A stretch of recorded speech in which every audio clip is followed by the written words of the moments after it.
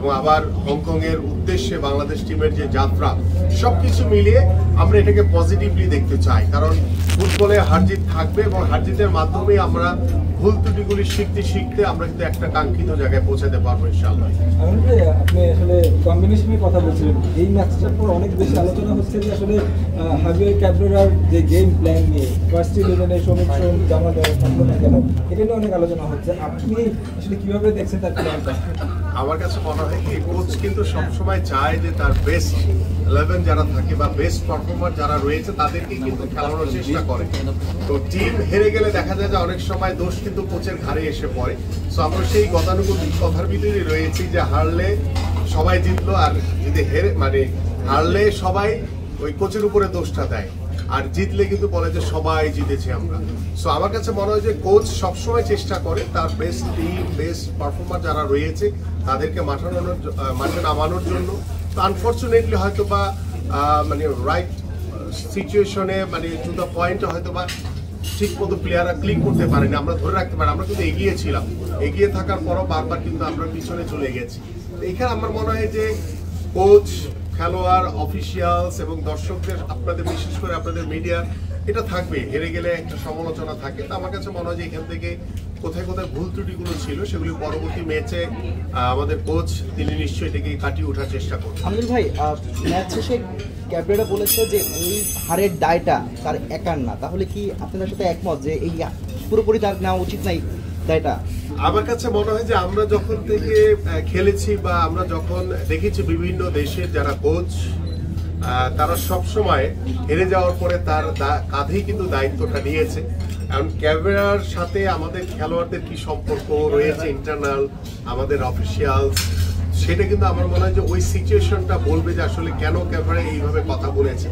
So I hope যে এই বিষয়টা নিয়ে আমাদের টিম ম্যানেজমেন্টে যারা রয়েছে তারা আলাপ আলোচনার মাধ্যমে এই সমস্যাগুলো ভবিষ্যতে যাতে না হয়, এবং খেলোয়াড়, কোচ এবং আমাদের অফিসিয়াল যারা রয়েছে তাদের ভিতরে যাতে একটি চমৎকার আন্ডারস্ট্যান্ডিং এর মাধ্যমে আমরা যাতে পরবর্তী ম্যাচগুলোতে যাতে আমরা বাংলাদেশ ফুটবল টিম ভালো রেজাল্ট করতে পারি। 14 তারিখেই আবার এই হংকং এর সাথেই খেলা, সেটা অ্যাওয়ে ম্যাচ। হোম গ্রাউন্ডে খেলাটা দেখেছেন, অ্যাওয়েতে আপনি কতটুকু সম্ভাবনা দেখছেন? আমার কাছে মনে হয় যে অ্যাওয়েতে বাংলাদেশ দল ভালো করার সুযোগ অনেক বেশি, কারণ নিজের গ্রাউন্ডে দেখা যায় যে অনেক সময় এটাকে কাজে লাগানো যায় না, বা কাজে লাগাতে সুযোগ থাকলেও হয়তো হয়ে ওঠে না। আমার কাছে মনে হয় যে বাংলাদেশের মাটিতে যখন খেলেছে তখন বাংলাদেশের দর্শকদের কিন্তু একটি চাপ ছিল যে ভালো কিছু করা। এই যে স্নায়ুর যে চাপটা, সেটা হয়তো আমাদের খেলোয়াড়রা প্রপার ওয়েতে নিতে পারেনি, বাট হোপফুলি সেখানে অ্যাওয়ে ম্যাচে কিন্তু বাংলাদেশের কোনো দর্শক থাকবে না। সো আমার মনে হয় যে প্লেয়াররা ওইখানে আরো ভালো কিছু করার সুযোগ রয়েছে। আপনি বলছেন যে কোচের সাথে আমাদের পরিবেশ বা কেমন আছে।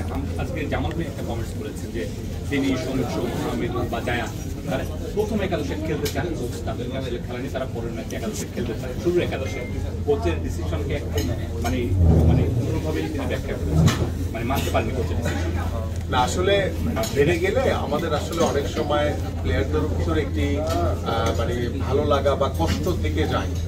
আমি বোথ সাইডই বলছি, ভালো লাগে এবং কষ্ট দুটোই থেকে যায়। সো হেরে গেলে আসলে কেউ এটা মানতে পারে না। সো আমরা সবাই জয়ের জন্য খেলি, এবং আমার কাছে মনে হয় যে পরবর্তী ম্যাচ কোচ নিশ্চয়ই জামাল প্রিয়া যেটি প্রত্যাশা করেছে কাকে কাকে খেলালে ভালো হয়, আমার মনে হয় যে কোচ এবং ক্যাপ্টেন এবং যারা রয়েছেন খেলোয়াড়দের, তাদের সাথে আলোচনা করে মনে হয় নেক্সট টিম সিলেকশনটা করলে ভালো হবে। বিশেষ করে ক্রিকেটে এটা হয় বেশি, কোচ এবং ক্যাপ্টেনের একটা অত্যন্ত গুরুত্বপূর্ণ ভূমিকা থাকে, বাট ফুটবলে হয়তো বা অতটা না।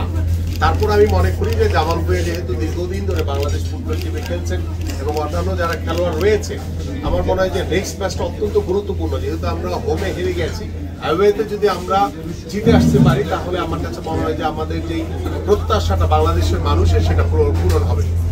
তো হামজা বলেছে পাশ থেকে তুমি কেন ফোর্স করলে না বা এয়ার ধরলা না, প্রথম গোলটা কেমন লেগেছে, ভুলগুলো কি ছিল মনে হয় আপনার?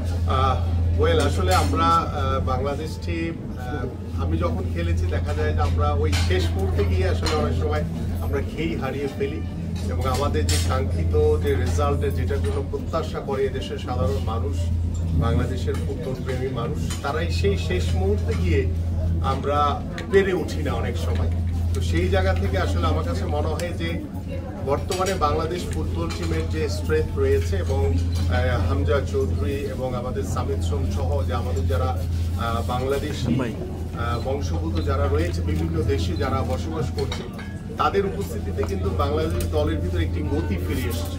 এবং আমি বিশ্বাস করি যে গতকালকের যে ম্যাচটি নিয়ে, বাংলাদেশ এবং হংকংয়ের ম্যাচটি নিয়ে বেশ কিছুদিন ধরে বাংলাদেশের সারা বাংলাদেশেই সকল দর্শকদের যে একটি উৎসাহ, যে একটি উদ্দীপনা, এবং আমার পরিবার বা তামিম ভাইয়ের পরিবার বা অন্যান্য সবার পরিবারের কিন্তু মাঠে উপস্থিত ছিল।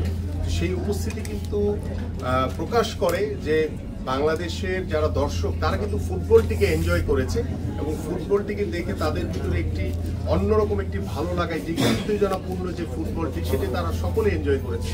বাট এন্ড অফ দ্য সময় এসে, লাস্ট মুহূর্তে এসে যখন আমরা হেরে গেছি, তখন হয়তো বা আফসোস নিয়ে বেরোলেও, বাট আমার কাছে মনে হয় যে বাংলাদেশের ফুটবলের যে একটা পরিবর্তন আমরা দেখছি, একটা গতিশীলতা দেখছি।